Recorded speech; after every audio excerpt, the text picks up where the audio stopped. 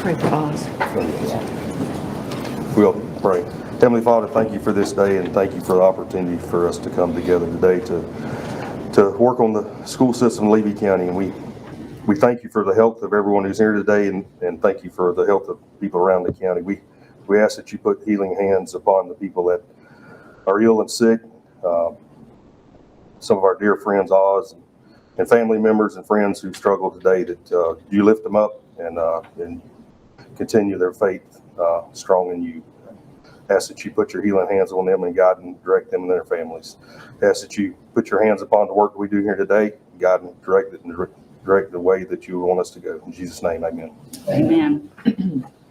Pledge allegiance to the flag of the United States of America and to the republic for which it stands, one nation, under God, indivisible, with liberty and justice for all. Thank you. Thank you, Mr. Etheridge. At this point, we will, I'll accept the motion to adopt the agenda unless there are some changes necessary. Those two changes in red, and I emailed them to you on Friday. Okay. I make a motion to adopt the agenda. Second. We have a motion and a second. Any further discussion? All those in favor, please say aye. Aye. Any opposed? Motion carries. At this time, we'll welcome guests. It's another packed house today. Do we have any emails or some comments or questions? Okay. I want to go ahead and ask for your forgiveness if I'm not my usual jovial, frivolous self. I'm kind of down in the back and a little miserable, but if y'all put up with me, I'll put up with you and we'll get through it. All right, we'll move on, Mr. Superintendent. Yes, sir. So item E, so we've had two presentations. So for Jewel, for the litigation that's going on, there are some other districts that are around us. And so I just wanted to put this on for one last time, if the board would like to proceed and do any action on it. So that's what it's here for. So if not, we will move forward. We've been looking at this, I guess, probably for 4 or 5 months, and I've given it a lot of thought. I'm not a lawsuit kind of person, but I kind of look at it as this is a different situation. I think everyone in this room has been affected multiple times. There's no doubt that it's epidemic among young people today, and I think it would be in my own heart and mind to protect the students of our county that we investigate it further, in my opinion. Anyone else? Mr. Delaney, do you have any other advice for us on this issue? No, ma'am, nothing other than what we've heard previously. We had some assurances that this would not put the district at financial risk. The law firm that was offering to represent the district made those assurances to us, and we follow that up with the paperwork that they present in terms of signing up officially with them as a client. And so there's absolutely no risk and financial risk for our district. That's the assurance that we've gotten.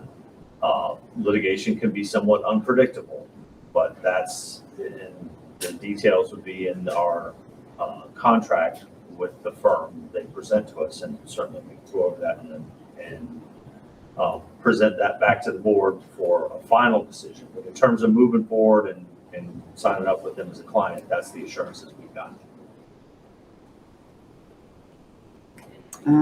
So this is just, Mr. Cowart, for us to decide if we want to move forward, but not a final decision, so that we don't either we continue or close it out. Is that correct? Yes, ma'am. So Ms. Wall? I'm all for doing some more research as well, and I've looked at some cases. There's 2,339 pending right now against Jewel in the California federal court that the attorney's office told us about. There was one that was settled in North Carolina, but that was just for the state, and that was $40 million, but that's over a 6-year period. My concern here would be just the manpower and what do we have to do here at the district level to move forward with the paperwork, like Mr. Delaney said. So I'm for looking further into it. Just need to know the manpower and what it would take moving forward. And I think it's going to be a while before we would hear anything anyway. Yes, sir. And just to clarify, I think the board or the superintendent is looking for direction. Does the board want to participate in this litigation? I think the next, probably and only remaining step for the board would be voting to approve a contract of representation with the law firm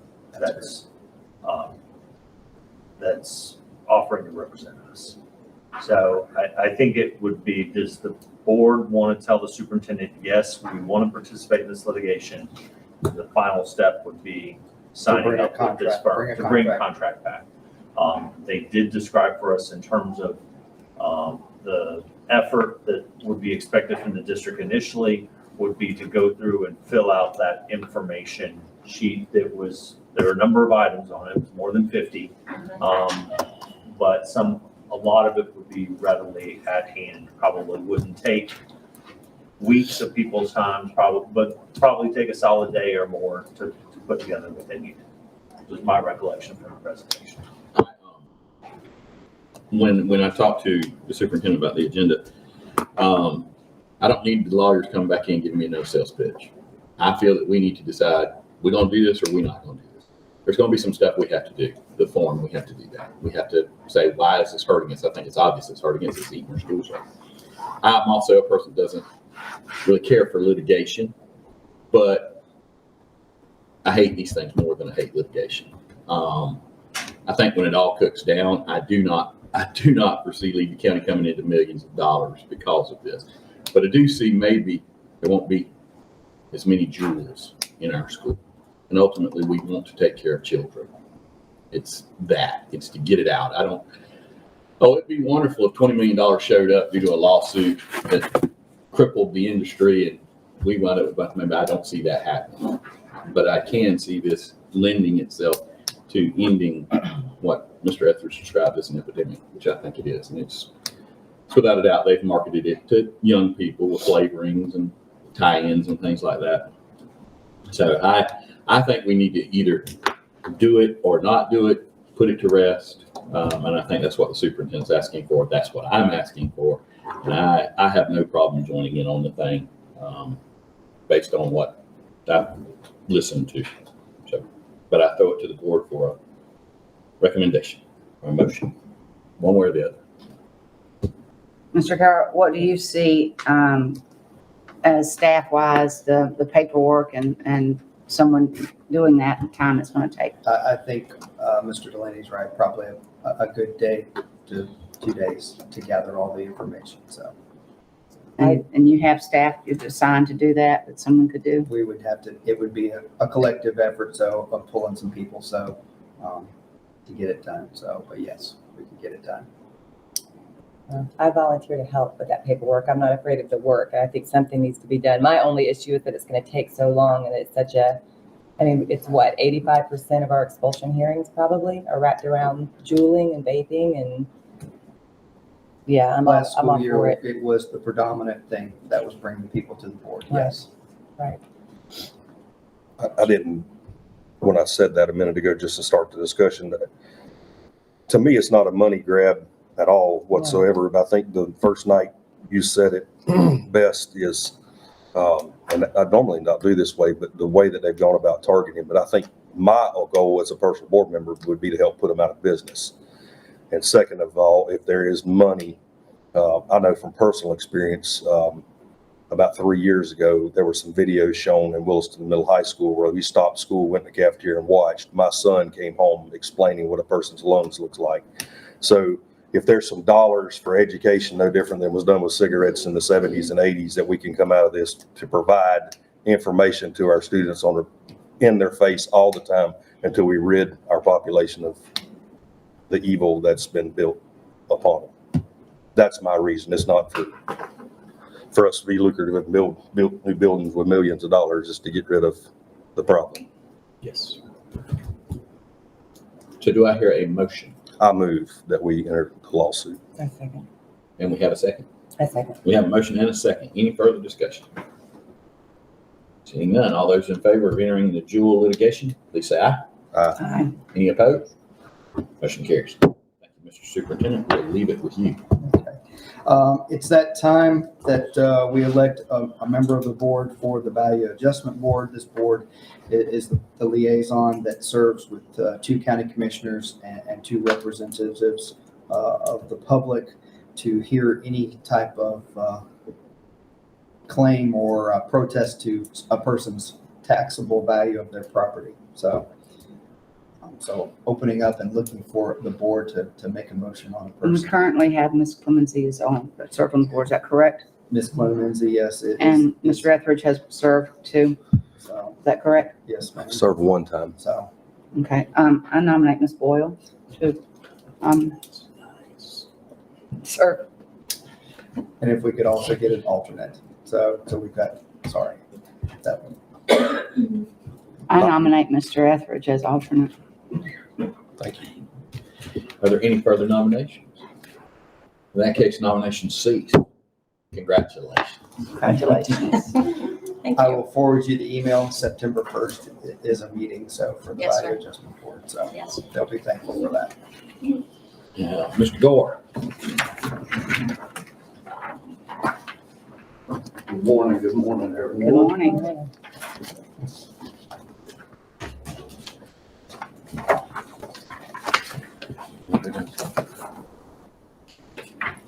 Florida Safe Schools Assessment Tools. We're gonna talk about a few things here with that today. I believe, Ms. Hogan passed you guys out a little, document there that, I created. Thank you. Just to touch base on that, assessment tool, I know you guys have been through it. I was up here last year with Mr. Weber. But just wanted to talk a little bit of kind of what that assessment tool is. It's a safe, the administration at each school will go over, is assign that tool, and they kind of go over security with other agencies, including myself, law enforcement, and talk about needs and assessments and safety and security on campuses. Before I go into that, talk a little bit about already, it's not due until October 1st, but we have, all schools have already submitted their assessment tool. We have threat assessment teams at every school that's been established. We actually have another threat assessment. We did a threat assessment training in the last year in Bradford with about 25 people. I believe Dr. Hall attended that. I attended it. We'll have one here tomorrow in the boardroom. That'll be about 25 people also that didn't have the opportunity to attend last year's. So we'll have another threat assessment training for some more personnel here through DOE. We've already started our active threat drills. Our first round of active threat drills will be done then to August. I attend those. Law enforcement, obviously SROs, they're there as well. We have a district assessment overview that is actually the kind of the last 2 pages there too. And again, we're going to finalize this pending your approval on some things. But if we can move to the last 2 pages there on that document. Obviously, I had to create this. I can't give out information per statute. I can't give out information and make you a copy of those risk assessments or our district best practices. However, my door's open if anybody ever wants to come meet, we can discuss some things further. But that's just some information there on that first page. There on the second to the last page, I should say, the first page of those last 2. But if we'll move into positive school measures that's happened through this hardening grants, through this FSAT, through going through this process. Single point entry, we do have Joyce, Bullock, and Yankeetown schools already at a single point entry. We've fenced in every campus with 6-foot fence. But the plan is to move forward on those single point entries and to make sure every school has those. One stat we'll move to, I don't necessarily, I'm not gonna share what schools is what unless you guys would like to meet with me as far as the timeline and who's first and what order we've got with that kind of stuff. Improved cameras on campus, that is something that's gonna continue to be a work in progress. Technology changes, and that's, you know, that's obviously not my expertise, but speaking with our IT department and how we can improve camera situations. We've actually got some plans with this new hardening grant, which we've been told is coming again. How much, we don't know yet, but we do have some plans of moving on with some camera issues that we may have around the district and helping with that. We have a new wave system at the Chiefland Middle High School, which is pretty neat. It's kind of a +1 to the rave system that we use. And touching on the rave system a little bit, part of the safety PDs that we've went around to every school in the district already and had with each staff had a safety PD with. The rave system is a really nice system. It's a really good system.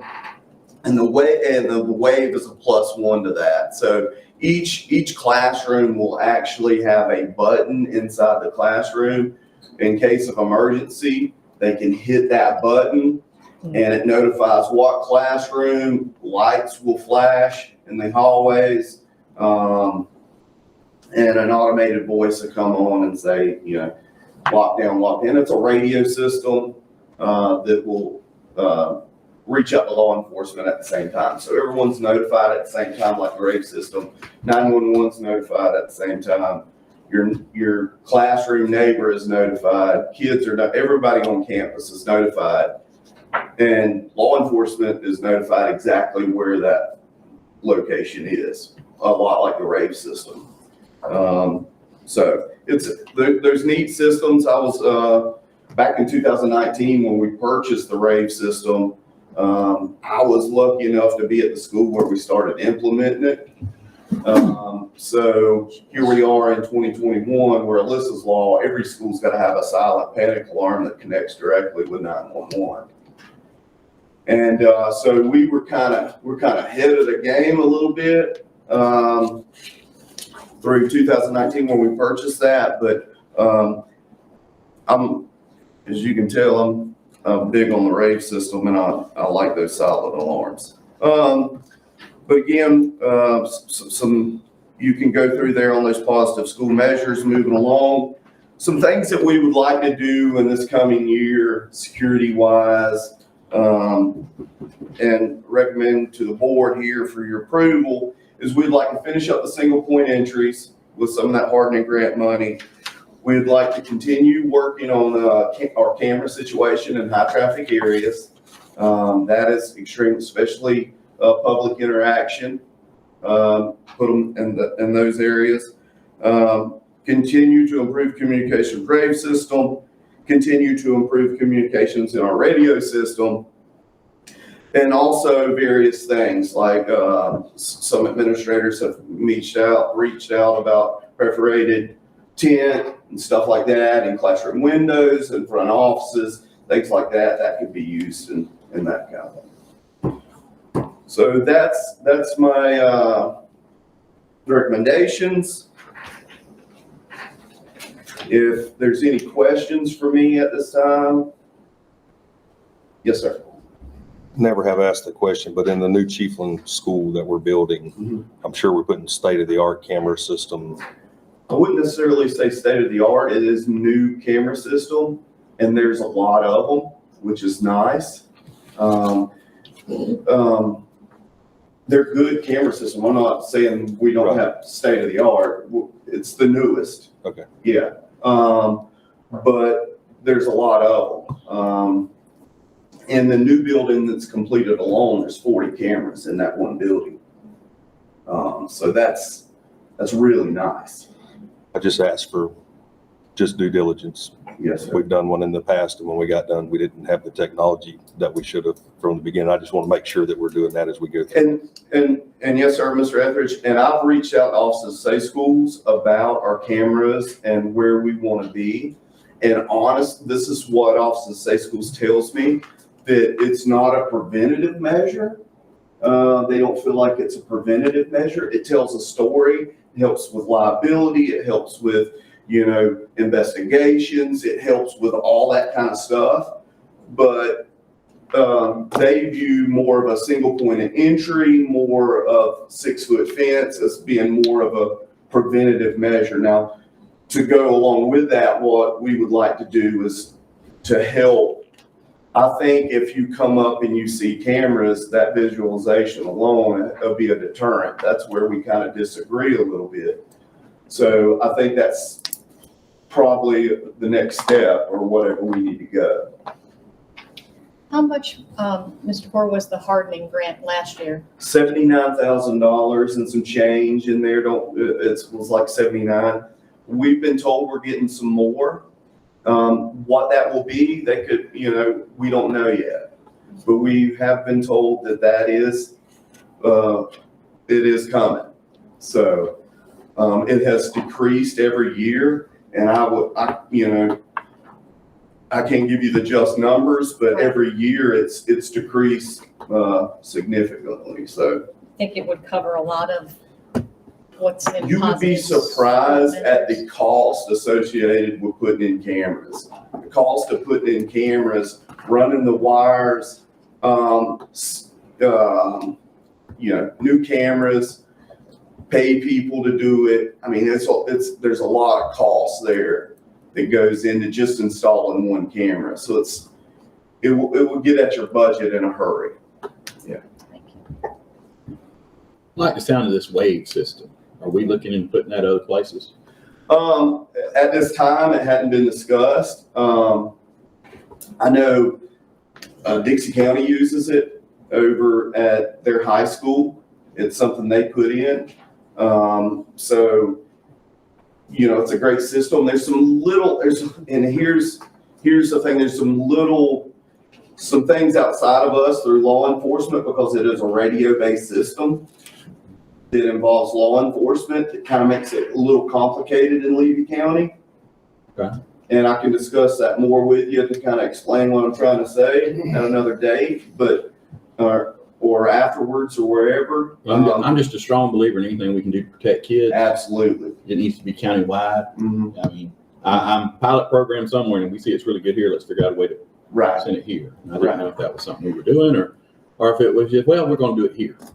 And that's no knock on anybody. That's not right that way. It's just like, well, let's put it here. Why didn't we go that way with it too? Right. And I understand there's some issues, and if I explain that to you, out of the meeting, I understand. and I can make you understand No worries. why there's an issue with that. We'll talk later about that. Yes, sir. All right, you got it. Anything else? Yes, ma'am. Thank you for getting all this together. Thank you. Yes, ma'am. Thank You you. need approval from us on this? Yes. Yes, he does. Yes. Make the motion to approve. Second. Any further discussion? Yeah, Yes. so we're voting on the whole policy, or are we voting on if we get the funding, these On recommendations? these recommendations? If it's funded. Yes, Correct. it's supposed to be funded. Now, how much we can get accomplished through what we're gonna get, we're asking for recommendations over funds that we don't know is here yet. But they're coming, but we don't know how much. Right. And so if that's funded, will that be brought back to us to prioritize, or will you all just prioritize and go with it? In the past, the district has done that. I can do it any way you guys want us to do it. Just for knowledge is all. Yes, sir. In the past, the We district will, has we will handled. keep you informed. Yes, So these are just the recommendations, not necessarily the order of priority. yes, sir. Have a motion and a second. Any further discussion? All those in favor, please say aye. Aye. Any opposed? Carries. Thank you, Mr. Thank Gore. you, guys. We need to collect these up, so. Thank you, guys. Thank you.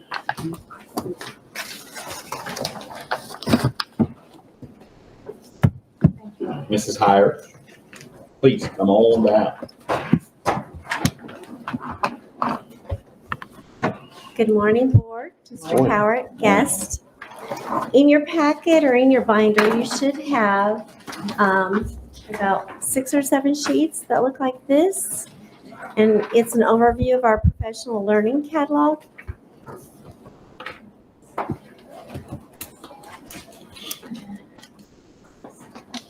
Today, we are here to ask you to review and approve revisions to our professional learning catalog.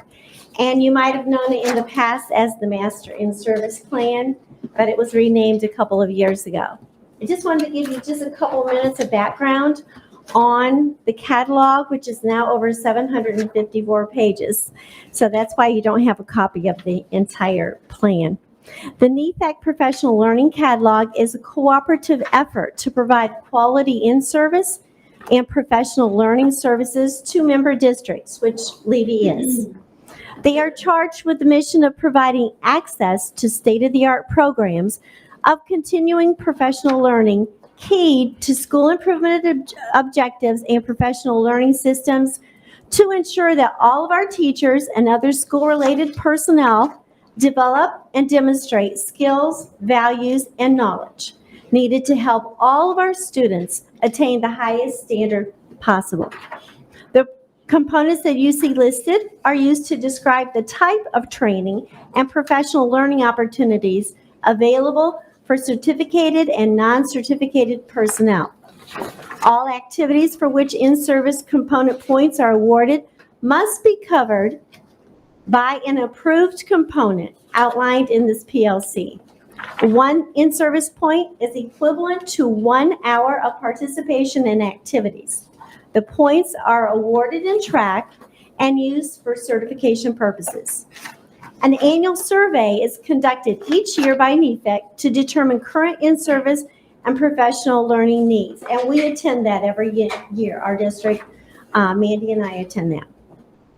Information is also collected from the Florida Department of Education regarding requested or even mandated changes to components included in this catalog. The document is revised accordingly, and NEFAC facilitates the implementation of the revisions with the districts. What you see before you right now are additions, revisions, changes in component numbers, and some edits to our current catalog, which I said before is over 750 pages long now. This can be found on the NEFAC website under services, the entire plan. What happens next? Once this is approved, a letter will be sent to NEFAC showing board approval and then forwarded to the Florida Department of Education by Rhonda Bourne in NEFAC. Are there any questions? Based on your knowledge in doing this for so many years, I know that you've gone over the changes and compared. Anything that sticks out to you that?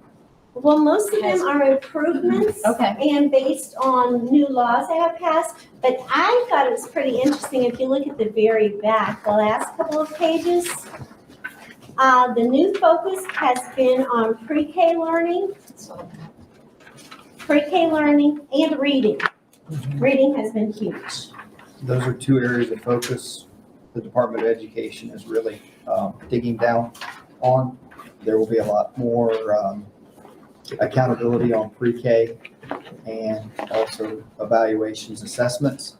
So, and then the new changes that were coming out dealing with classroom teachers and having reading endorsements and also our reading coaches. So they've really kind of ramped up the requirements for reading coaches. So, and I'm happy to announce that Levy County has met all of those requirements with all of our reading coaches. So. Great. And the highlight areas are what? The yellow? Well, those are looking at new things that have been added. Those are all the new ones that have it. Okay. And I might say that a person retired at NEFAC, and Rhonda Bourne has taken this over, and she handled things just a little differently this year, but she went through everything, updated, cleaned things up, even some edits that were grammatically not correct.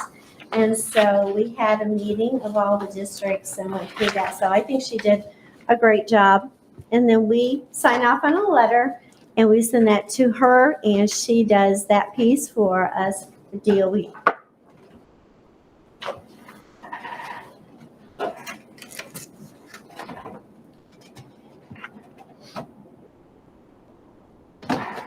So you need a motion for approval from us. I make a motion to approve. Second. Have a motion and a second. Any questions, further comments? Seeing none, all those in favor, please say aye. Aye. Any opposed? Carries. Thank you, Aye. Mrs. Sykes. Thank you. Thank you. Mr. Lott?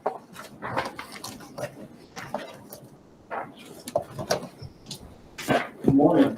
One. Last Thursday, the negotiation team here from the school board and Levy County Education Association met, and we went through some negotiation sessions. In your packet, you'll find 3 MOUs that came out of that work last Thursday afternoon. And so really quick, I just want to go over them. So the first one was to be sure that we included media clerks within the language that gave some additional supplemental pay for those, along with the instructional ESPs who had completed some college and, you know, a plan that also worked towards a bachelor's degree. So we just added some language there. The second one is, as you may know, we have a difficult time with attracting applicants for some of our, for certain jobs. And in this case, this particular MOU addresses 2 of those, our LPN position and also our behavior therapist position. And so we're, in this MOU, agreeing to increase the pay for those jobs to attract some candidates. Some of those jobs have been advertised for years, and we still do not have anyone in those positions. So I felt that was a need. And the last MOU was basically, as you know, the board is picking up the majority of the health insurance for employees who have a health risk assessment and go through that process with our health provider at the clinic. And the original cutoff date for an employee to go get the blood draw done and go through that risk assessment was originally August 31st. And we are asking in this MOU and agreeing in this MOU to extend that to September 30th. A little extra time. What we found was that currently the clinic, it's very hard to even get a scheduled appointment. They are booked. And so we wanted to be conscientious of that and allow our employees a little extra time for those who wanted to go through that process to have the opportunity to do so. So those are the 3 MOUs that we agreed on last Thursday, and we would just ask for your approval of those going forward. I make a motion to approve the 3 MOUs. Second. We have a motion and a second. Are there any questions or discussion? One question on the last one. Does that screening have to be done there, or if a person has a physical somewhere else, that has to be done?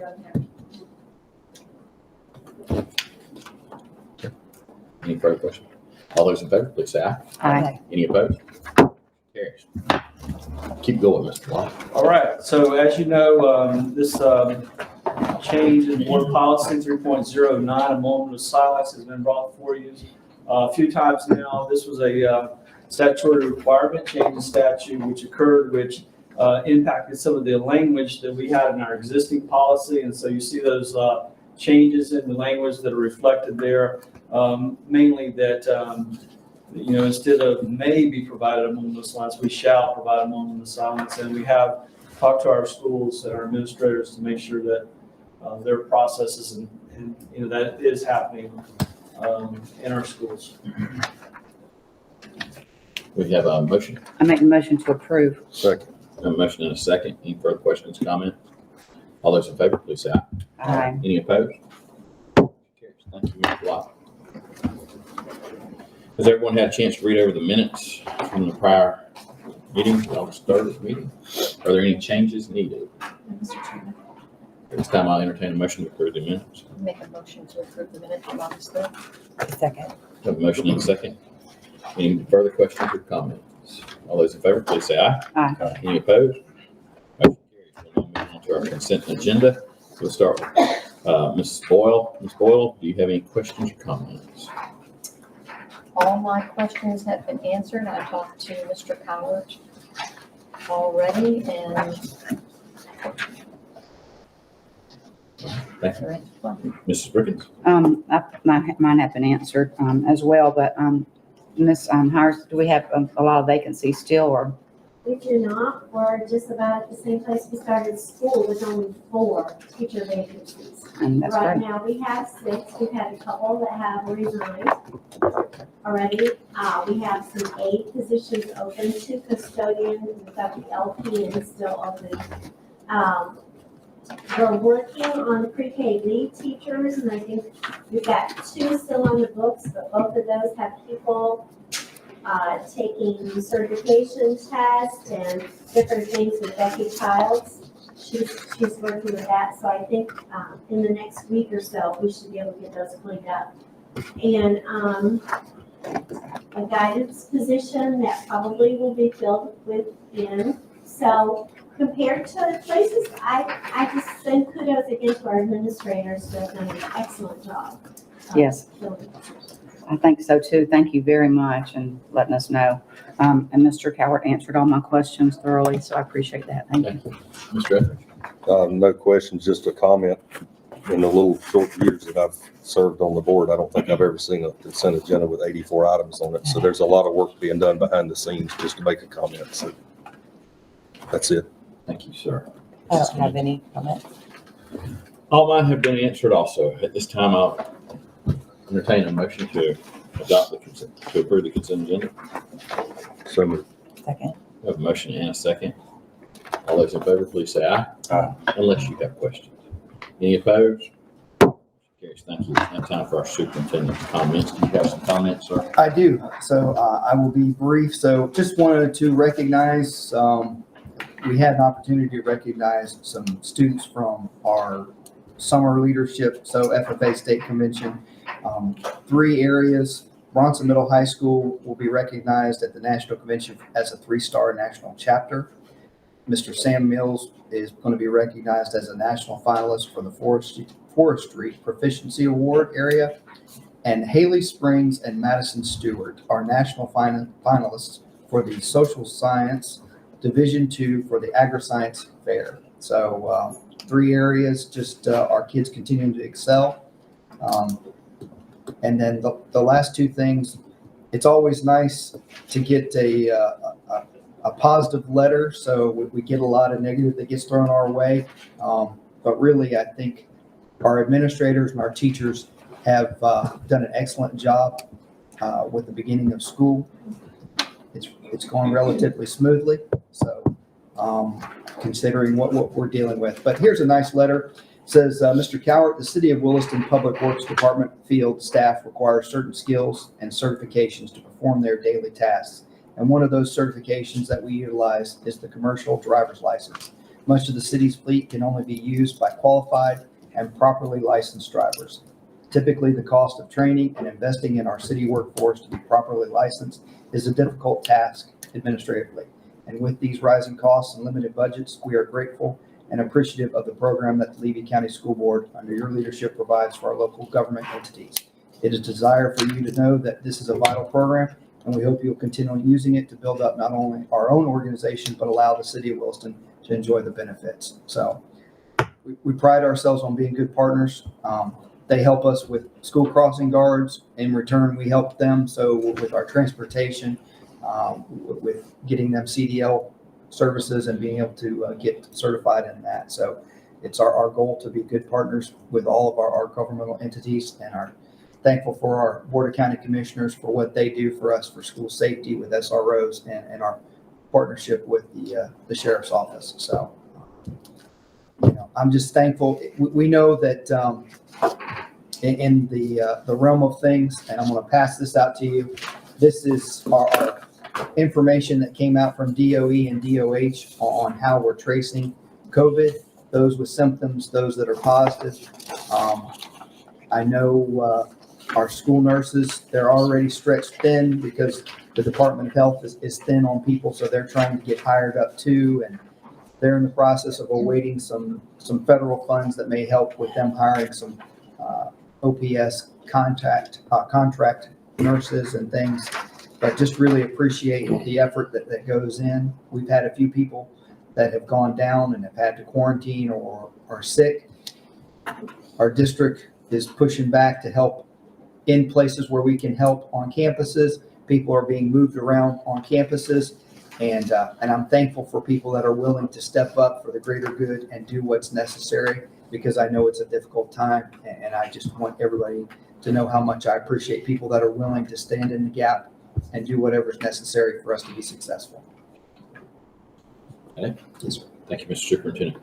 We'll now move to board comments. Ms. Boyd, we'll start with you.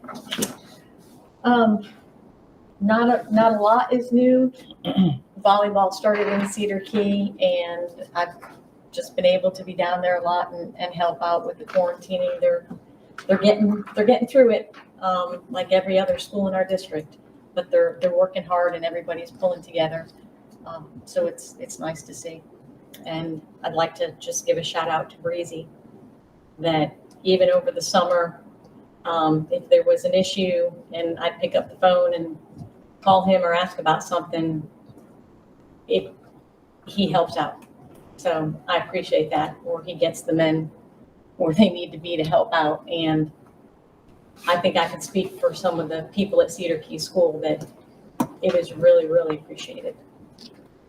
So thank you. That's all I have. Mr. Superintendent, thank you for the update and the COVID and the things that we're doing. But I've had a couple of questions on our scores after COVID and being out of school and what our district scores were. Can you help me out with that and tell me? Yes, ma'am. So I will bring that information to you at the September 9th. Board meeting, Okay. so on where we are. So. Okay, thank you very much. And can you give us an update? I've heard nothing but positive things from the schools and everything going well, and our phone policy and no cell on campus, that everybody's been supportive, but can you kind of give us an update on that? Yes, ma'am. So for the most part, it's been relatively smooth. So I've only truly had one phone call with a parent, and the phone call did not start about that. It was about another issue, and they told me that the issue then shared with that, and it was the parent agreed with the policy, and unfortunately the student disobeyed the policy and then took it a step further and would not do what was asked of them, and so that's what really led to their discipline. So, but it's really been very smoothly.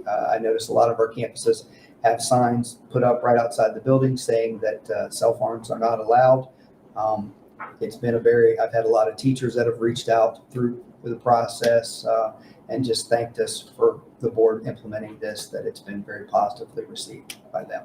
Great, that's wonderful to know. And I think Mr. Gore emphasized, the safety and that we have everything in place if there was an emergency. And so that's great to know too. So thank you very much. That's all the questions that I have or comments. Mr. Etheridge? Not a lot, just, I didn't think we would sit here at school this year and say that, well, last year we sat and said we're going through this for the first time and we really didn't know how to navigate. So here we go in round two, and we're better prepared, I think. I think parents are more informed. There's still a lot of unknowns, and sometimes I sit back and think about it as a parent, what may be going through these children's minds, and hopefully they don't understand this to become the norm long-term. Hopefully we push through, and we're dealing with something different we dealt with a year ago right now in our community. So prayers to families that's lost, and our community have had great loss over the past several weeks. Very much so. Yeah, that's it. Thank you, Mr. Clemente. I don't have much either. To go through a full, I think the last week was the first full week of school, and by Friday I called Mr. Cowart, and I think one school in particular was on the 8th quarantine of the week. I've had a daughter and a son, both went out still. So kudos to our district and our superintendent, because my concern was take safety out, take politics out, take everything out with what we're dealing with. The academics of our children, they're our future. And I think our county, you hear it a lot right now. I don't even watch the news. I don't watch the news, but I'm like a moth to the fire when it comes to the news. I'm glued to it. And when you compare our district to other districts in our country, whether it's curriculum and what we're allowed to, what's allowed to be taught in our classrooms, we are kudos to Mr. Cowart for doing what he has to do to keep our kids in school. Of course, we abide by CDC guidelines, but we're doing all we can to keep our healthy kids in school. So I'm just very proud to be a part of the Levy County School District. I said it last year a million times, the word is grace. Our teachers are having to go in, teach, deal with the disruption of quarantines multiple times a week, upload their lesson plans on Canvas. Our students are having to lose teachers, friends, worried they're going to be quarantined, not understand assignments on Canvas. Assignments may not be on Canvas. There's just a lot going on. And I think that we are doing the best that we can with a positive attitude in Levy County. So kudos to our entire district for that. That's all I have. Thank you, Ms. Lindsay. Anything I would have to say is just a rehash of everything's already said. So in a rare moment, I have nothing to add other than way to bring it up, way to steal my fire, Mrs. Brooker. Well, Mr. Ask, we can tell you're not feeling well. Not 100%, but You have no I don't have the COVID, and that's what's matter. Anyway, if there's no further business, we will adjourn to an executive session. Meeting adjourned.